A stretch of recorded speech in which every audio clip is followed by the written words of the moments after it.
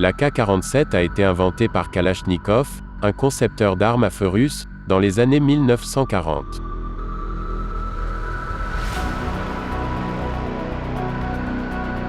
C'est le fusil d'assaut le plus utilisé au monde. Le tireur tire à visée ouverte, à l'aide de la hausse et du guidon.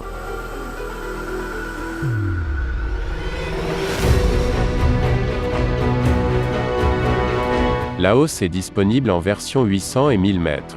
La hausse est réglée en fonction de la distance par rapport à la cible. La portée effective se situe entre 300 et 400 mètres.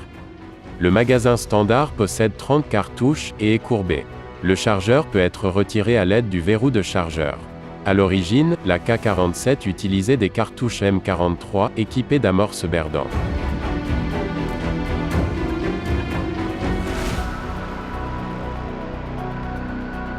Le levier de sécurité est utilisé pour sécuriser l'arme à feu. Le chargement de l'arme n'est pas possible dans cette position. Le levier permet de choisir entre le mode de tir semi-automatique et tir automatique.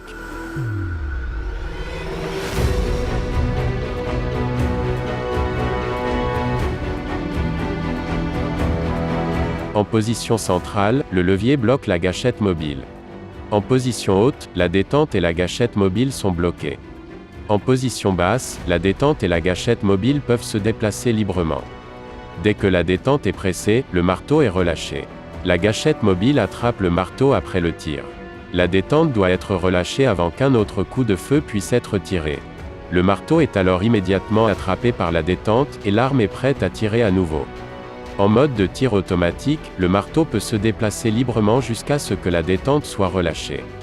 AK-47 et AKM sont des fusils d'assaut avec une tête de culasse rotative. Ici, la tête de culasse tourne pour se verrouiller et se déverrouiller à l'aide de 2 tenons de verrouillage.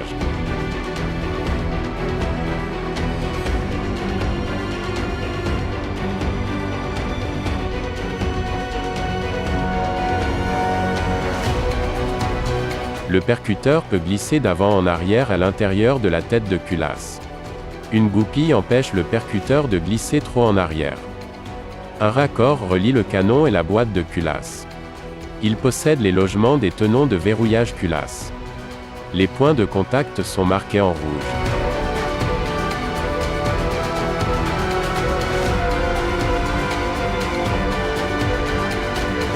Lorsque la culasse tourne, elle est déverrouillée, de sorte qu'elle peut glisser dans les deux sens.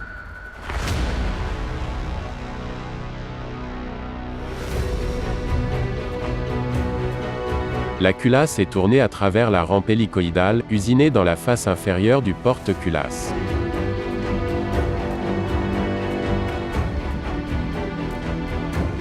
Dès que le porte-culasse se déplace, la culasse pivote.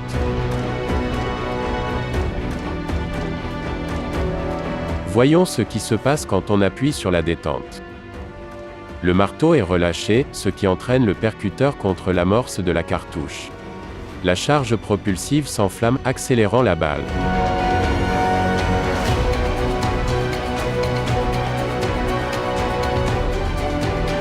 Le piston est repoussé par la pression du gaz. C'est la raison pour laquelle ce type de rechargement est appelé « rechargement par emprunt de gaz ». Jetons-y un autre coup d'œil. Le piston est relié au porte-culasse, de sorte que le porte-culasse est repoussé vers l'arrière, déverrouillant la culasse et la déplaçant vers l'arrière.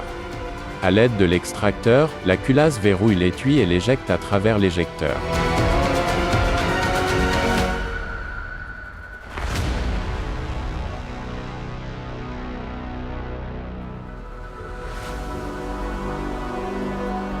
Le marteau a été poussé vers le bas par le porte-culasse et est ensuite attrapé par la gâchette mobile. Le ressort récupérateur comprimé pousse le porte-culasse vers l'avant. Ceci provoque l'introduction d'une nouvelle cartouche dans la chambre par la culasse.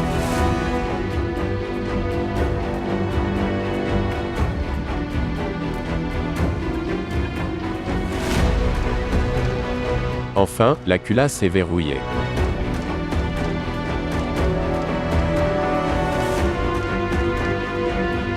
Dès que la détente est relâchée, le fusil est prêt à tirer à nouveau.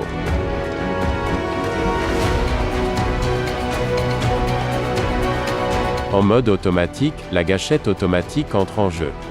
La gâchette automatique s'assure que la culasse est verrouillée avant que le marteau n'appuie sur le percuteur. La gâchette automatique est déclenchée par le porte-culasse. La KM était équipée d'un compensateur. La pression du gaz provenant du canon pousse l'arme vers la gauche, empêchant la remontée indésirable de l'arme à feu.